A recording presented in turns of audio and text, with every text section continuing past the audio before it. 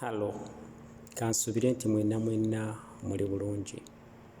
Olwaleero tugenda kwogera ku nsonga ezikwatagana ku ggwanga erya Israel ne Palestine, most especially conflict eriwo ssaawa zino nga yatandika October 7th.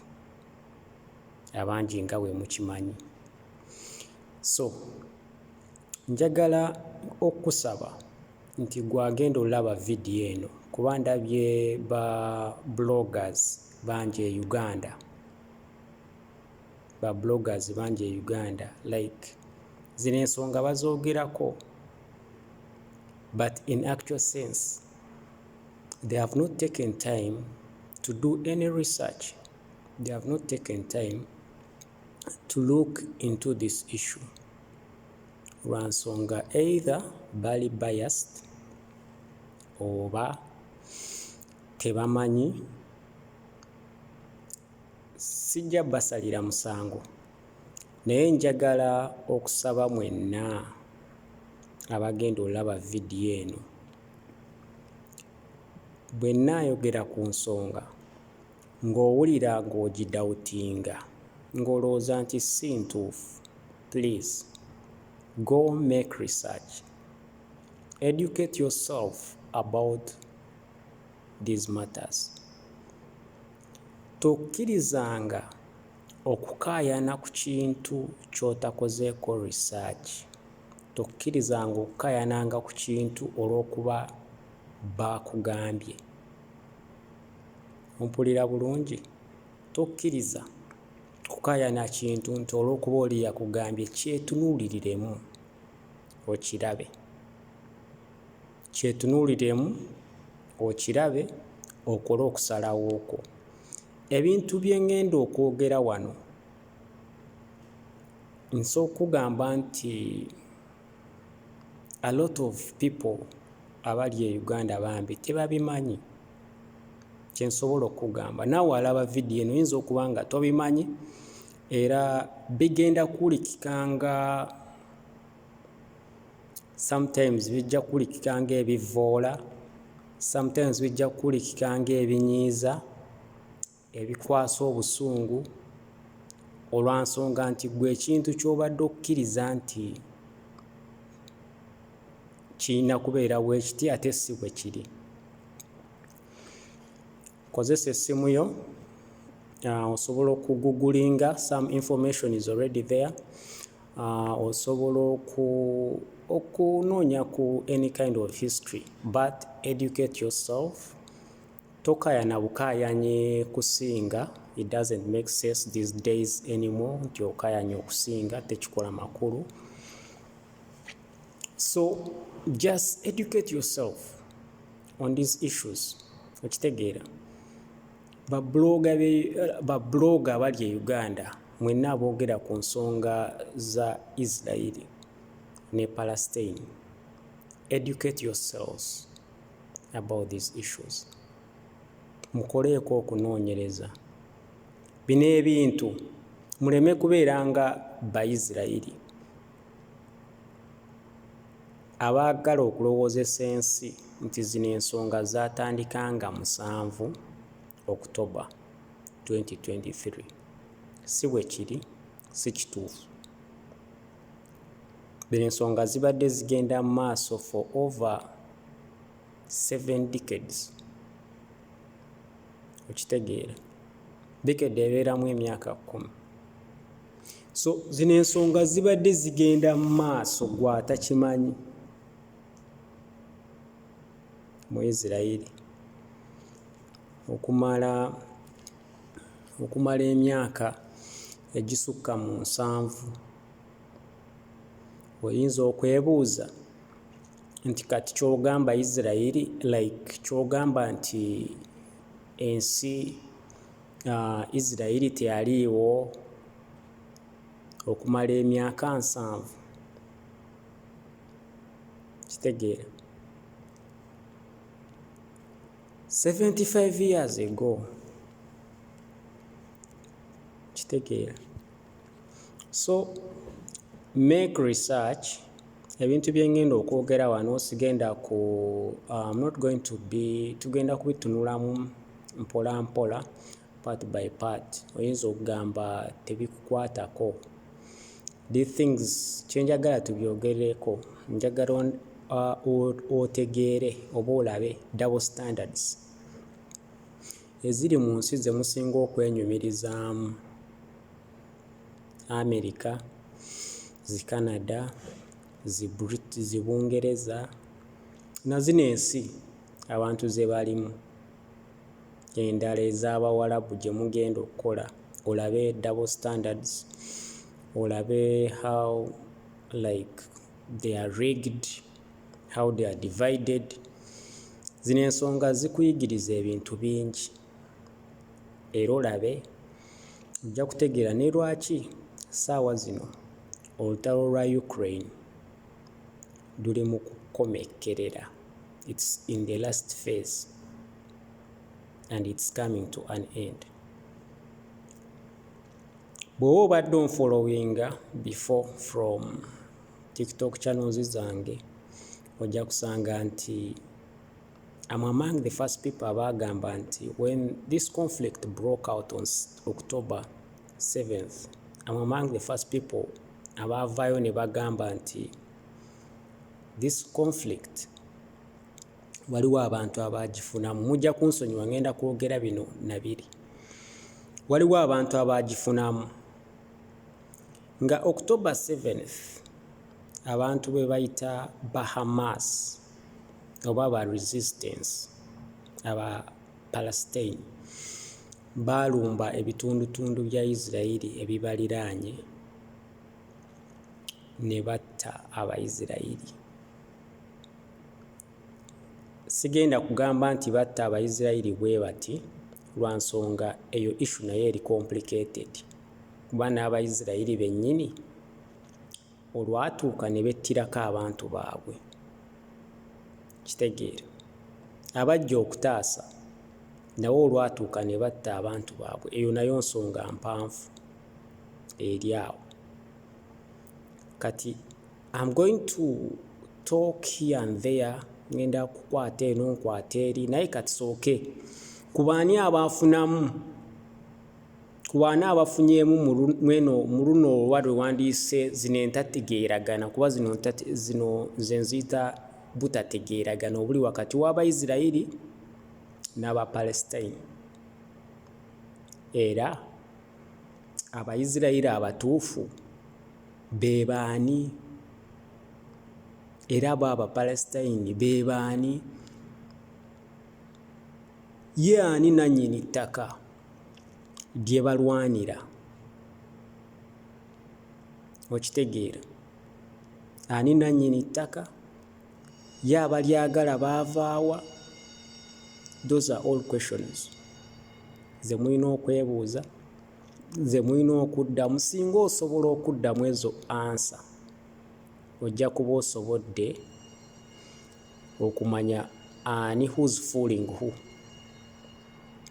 Okitegeera. So otegere n'ensonga lwaki Isiraeli erina influence y'amaanyi mu mawanga g'abeeru nga wolaba nti America, era lwaki beerabisizza nnyo Abamerika okugezaako okukuuma Abayisiraeli okutuukiriza oba nkiyite simanyi na ngeri gye bakiyitamu, naye ndaba these days bakiyita apartheid. Okutuukiriza apartheid yaabwe oba genocide gye baliko, ettemu lye baliko gye bali kukola ku bantu ab'e Gaza.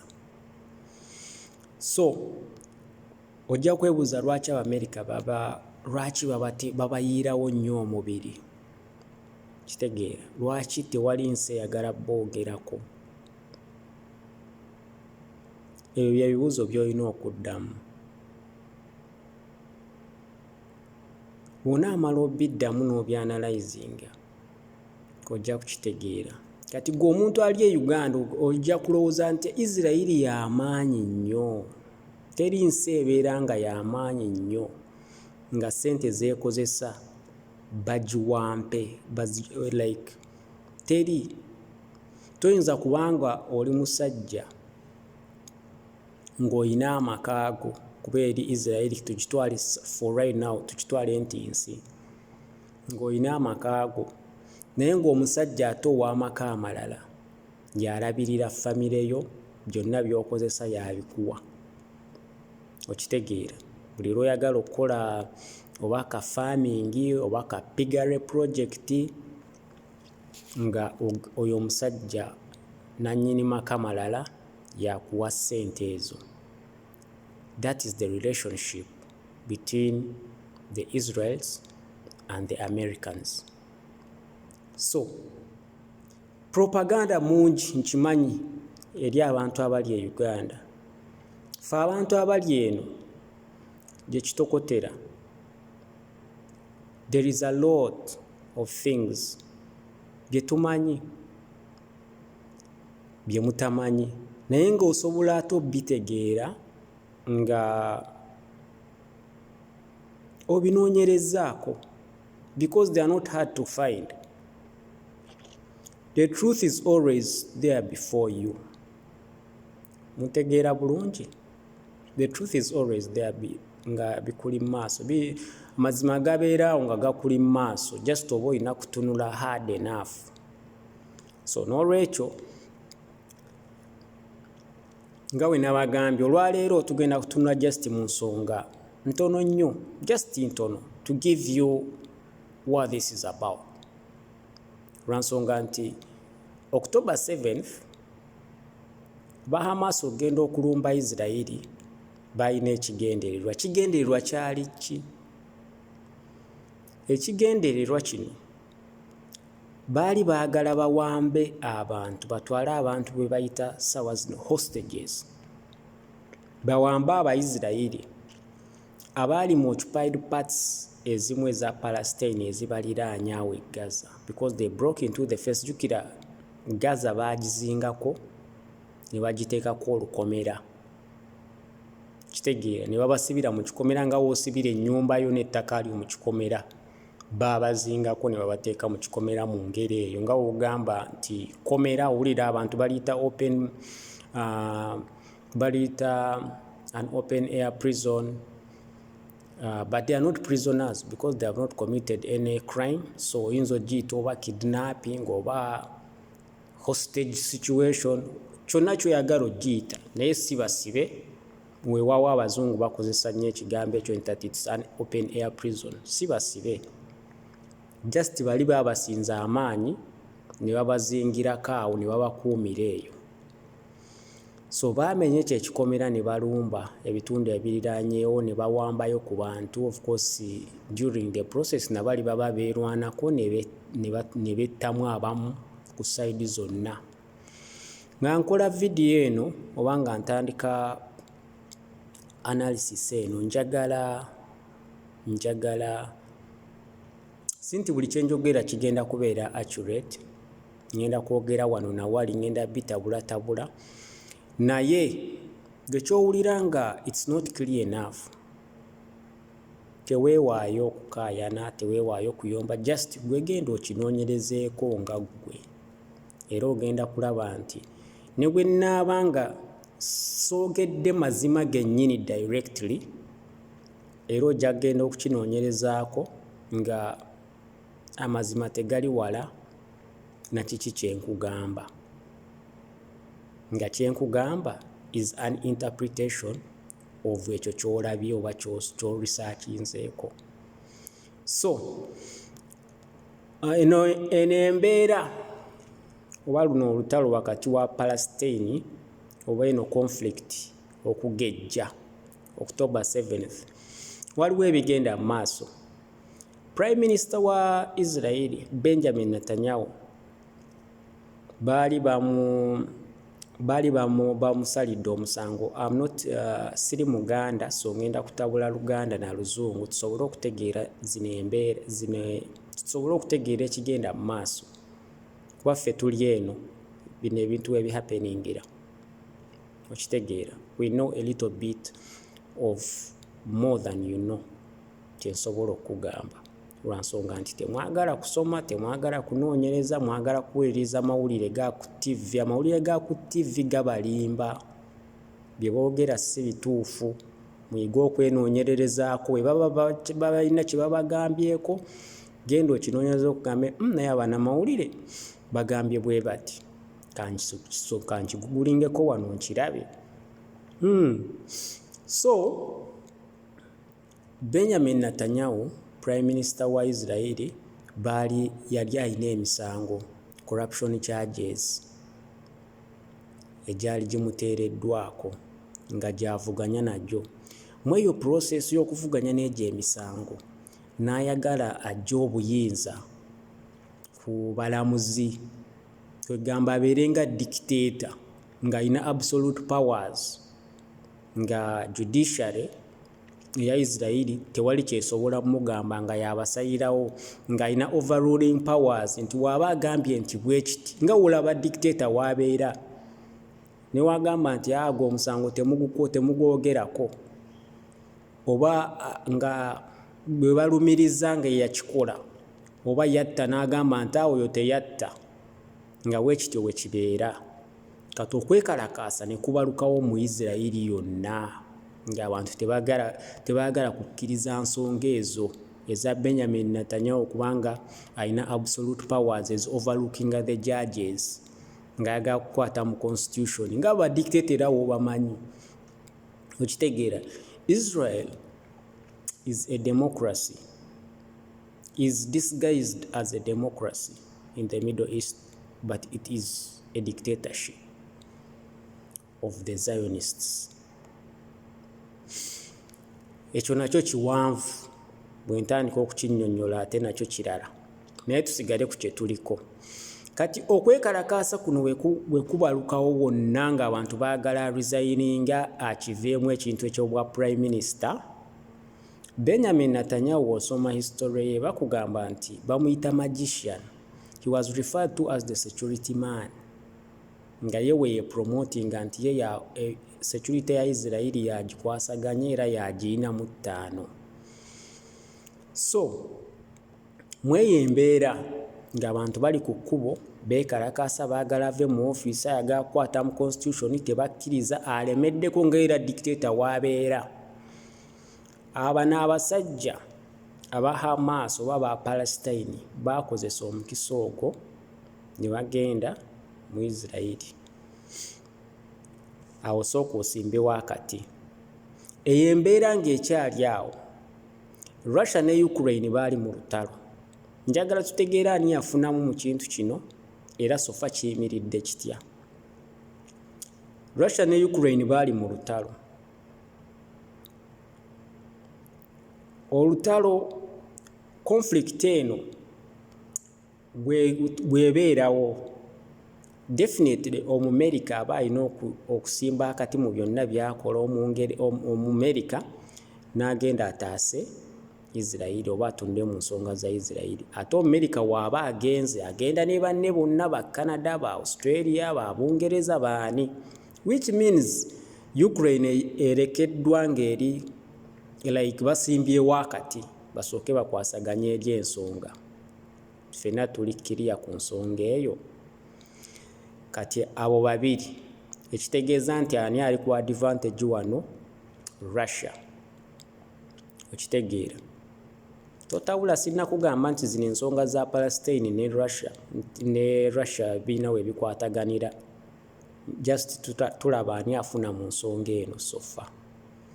China yali erina conflict ne Taiwan, nga bali bagamba matwale gaffe, nga America bagamba bali baagala independence, temubamanyiira.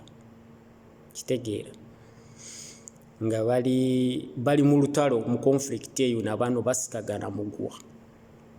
Kati kino we kibeerawo kya Israeli nkubanga erumbiddwa, of course America yagenda, meaning China enesigala ku advantage, bali ebe balese nga bahanginga ebeera ku advantage. Bameka sofa abantu abali mu kukifunamu. Era ssaawa zino Russia eri mu kuwangula lutalo e Ukraine lube mu kukomekkerera.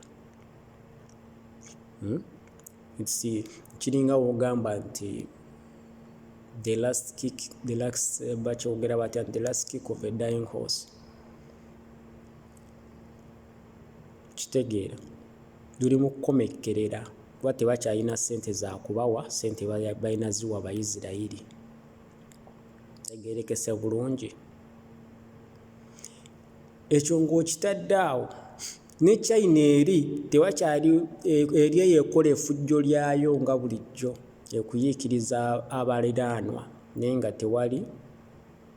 teri ajogerako lwa nsonga fokasi yonna eri mu Isirayiri.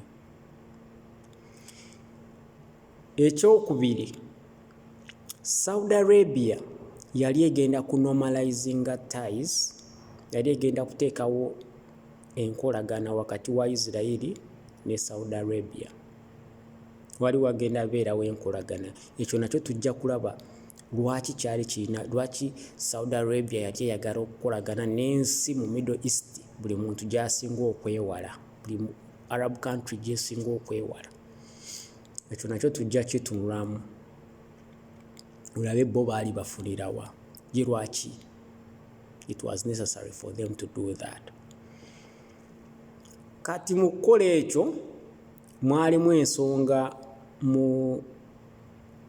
ensonga nnyingi nga Abapalestine balaba nti Saudi Arabia we normalizinga ties ne Israel kiba kitegeeza nti Palestine ebeggwawo, kozi yaabwe y'okulwanira ebyabwe eba eweddewo. Okitegeera?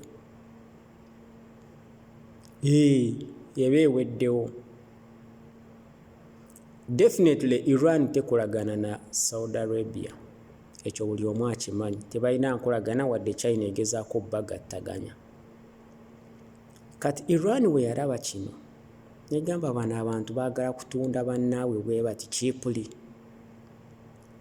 Kitegeera? Kuba bintu bingi Israel byezzeekola Abapalestine abo naye nga tebyogerwako, ng'abantu tebabimanyi naye ng'ezze bibakola myaka nga 75 for 75 years. So the normalization of ties between Saudi Arabia ne Israel singa yali ebaddewo, ow'omuzikiti gwe bayita Al-Aqsa Mosque mugumanyi, kigambibwa ag'omunkubo nti Saudi Arabia yali ejja kuguwaayo custodian w'ogwo omuzikiti ba Jordan, the kingdom of Jordan be ba custodian b'omuzikiti ogwo. It's one of the pillars in Islam. It's very important mu dini y'Obusiraamu ogw'omuzikiti. Okitegeera kyekimu ku bijjukizo byabwe eby'amaanyi toguzannyirako. So abantu abali responsible gukuuma ba Jordan, the kingdom of Jordan is responsible. Naye kigambibwa nti there was going to be some kind of agreement ogwo omuzikiti bagukwasa Abajordan bagukwase Saudi, naye nga Saudi mu ntegeeragana ze yali ayagala okuteekako ne Israeli babeere nga bakolagana nga mu ddiiro omwo mwalimu okuwaayo omuzikiti ogwo. Kati October 7th weebeerawo kiba kitegeeza ddiiro automatically yayiika. Omusaudi yali takyasobola genda mu maaso na kunormalizinga ties na mu Israeli. Kiba kitegeeza nti awo mu Iran aba akifunyeemu kuba yali takyagalira ddala Saudi okunormalizinga ties ne Israeli. Lwaki Saudi yali eyagala okunormalizinga ties ne Israeli? Simanyi we bakyogera okunormalizinga ties ne Israeli. Tujja bitunulamu nabyo mujja biraba, nabyo birimu eggumba. So Iran afunyeemu, Saudi tekyegasse na Israel. Russia afunyeemu, America n'aba allies baayo simanyi ba NATO bomu ze babadde bawa Ukraine ne ssente bazitutte baziziwa Israel. Ne omulala awo mu China Abamerika babadde bamuzuganya bajjeyo eriiso kati batunudde eri. Ndowooza mubiraba. Ndowooza now we on the same page. Netanyahu calls for a war. Nagamba nakola state of emergency. Omuntu gwe babadde ensi yonna yeekalakasa mbu ave mu ntebe nakola state of emergency. Embu nno Israel eri mu lutalo. Why? Buli lwe bawamba abantu mu katundu keewammwe oba buli ensi egenda mu lutalo, ensi yonna egenda mu lutalo. Mbadde mmanyi you tactically go and get those people back. So nga bwe babagambye nti Netanyahu ye bamuyita magician, a security yali ya building a career ye ng'agamba is the security man owa Israel, ye custodian wa security mu Israel. Kati the fact that bano Abapalestine oba Hamas bayingira mu Palestine ne bakwata abantu ne babatta be basse ne bawamba be bawambye yaswala. Kati tuddaawo wennyini awo nawo kitegeera awo yaswala obusungu bwonna mu kuswala. Jjukira already abantu bali mu kwekalakaasa nti ave ku ntebe. Kati obusungu bwonna kwe kusitula olutalo okulutwala mu okusaanyaawo Gaza. Bomu ze basuula tebatta magye, tebatta ba Hamas. Kye mutamanyi mwate abantu abali e Uganda, zitta baana. Gaza Strip is one of the most densely populated areas in the whole entire world, with over 2.something million people. Nga bali mu kafo kafunda. Okitegeera? Kafunda mwe babasibira.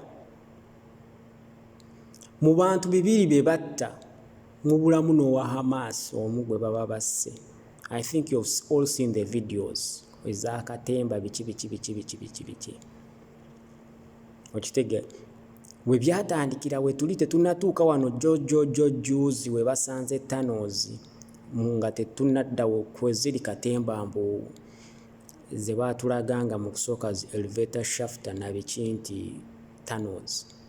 Recently bazudde tunnels, that's for a fact. Naye era ate tewaliwo gwa Bahamas be baakutte. So tugenda tandikira awo. Nja kukolangayo dakiika oba 3 oba ssaawa emu. Tugenda kutandikira awo mu Kibbutz e Israel ng'aba Hamas bamaze okuwamba Abaisirairi basseeko ku bajaasi abali awo. Okitegeera? Ye kiki ekyali kigenda mu maaso awo? Ye lwaki Israel kuba bakugamba nti kyekikomera kya Israel enswera ne bweyitamu n'akanyonyi bagitta at least ne baginoonyerezaako. Lwaki esaza ekikomera ekyo okuva mu Gaza okudda eno? Baaliwa ku lunaku olwo? Okitegeera? Baaliwa. Lwaki baalwawo okurespondinga? Ye lwaki Abaisirairi abajja okurespondinga? Lwaki baatuuka batta bantu ne batuuka okuttiramu abaabwe enkuyanja? Njagala olwaleero okitegeere nti ennamba z'Abayisirayiri abaafa kwolwo olunaku October 7th, total Israel gyekuwa eri exaggerated.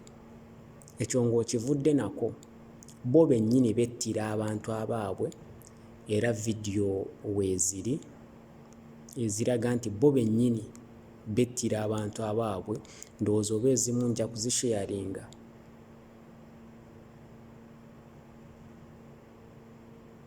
So from all that humiliation, ndowooza enkya nja kutandika ne ka vidiyo, kuba ndowooza sisuubira nti abamu munfollowinga ku TikTok. Nja kutandika ne ka vidiyo akalaga omujaasi wa Israel ng'agamba nti bwe baali bawambye omuntu wano eno, olw'okuba baali babawambye nga tetulina kyakukola, tanka yaffe yalina okukola kyonna. Ekyavaawo ekyaviiramu nti tanka blew up, ezo military tank yaabwe baakuba omuzinga ne battiramu abawambe n'abawambye.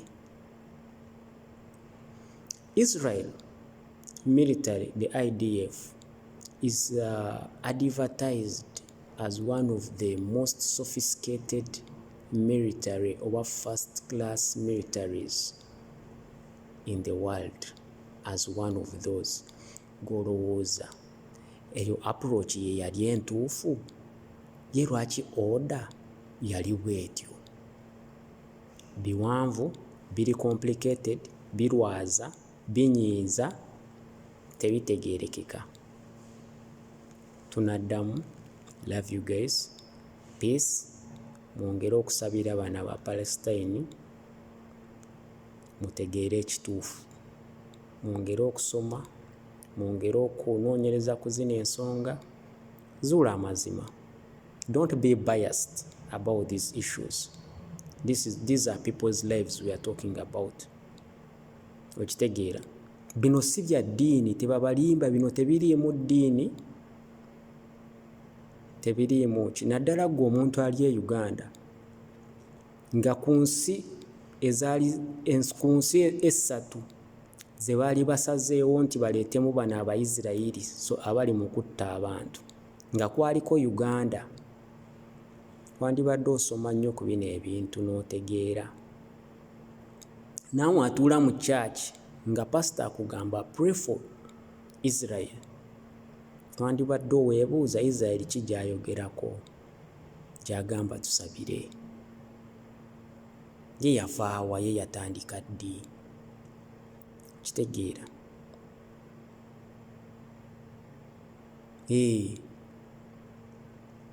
Kuba ey'omu Bayibuli mweri, nene eriwo weeri. Trust me, byanjawulo, byawukana. Ojja kwewuunya, ojja na kutya.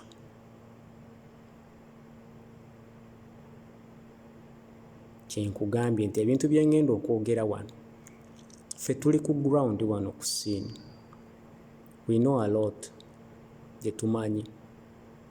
Ebimu tetusobola byogera, ebimu tufunye chance nti bisobola okwogerwako olw'eno embeera eguddewo. Alhamdulillah. Tewali eno embeera. Me, I'm not a religious person, by the way.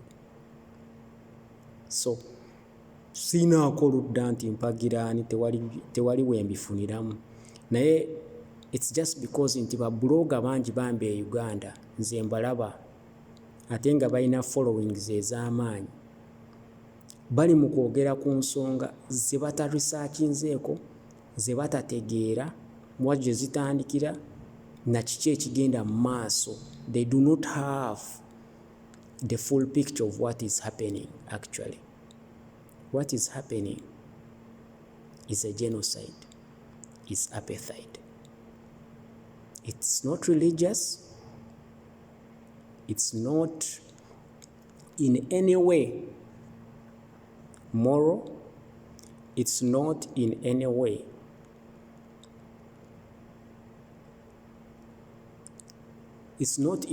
lawful. It's unlawful. naye gwe weebuuze lwaki Isirayiri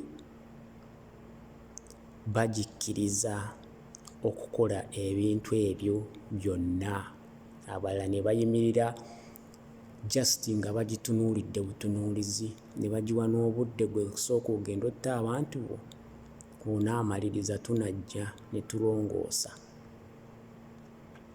Ye abantu b'e Gaza beetaaga ki? Kitegeera. Follow and subscribe for more sharing video eno etuuke ku babulooga b'e Uganda bajje batuule bawulirize facts, ebintu bye balina okunoonyerezaako bo nga bo. Nze ebintu bye ngenda okwogera wano, they may be not the actual facts but they are close to facts. Kati gwe owuliramu ekintu kyewemulugula n'ogamba nakyogedde naye kigugulingeko oba kiresearchingeko. Ebitabo gyebiri ebikwatagana ku Palestine ne Israel, ddu yajja ddu yatandika. Naye nkugambye nti ensi zaali ssatu mwe baali balina okutwala bano Abayisirayiri abali mu kutta abantu: Uganda, Eritrea ne Palestine.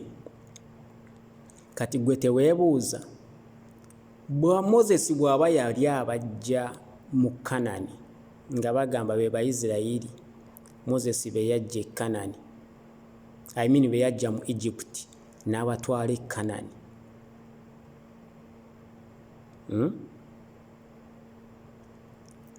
ate be baali baleeta e Uganda ne Eritrea balyoke bakomekerere mu Palestine, be baani? Awo we tugenda otandikira. Actually tugenda kutandikira ku kiki ekyatuukawo nga 7 October 7th, era lwaki? Why did it happen? Why did it have to happen?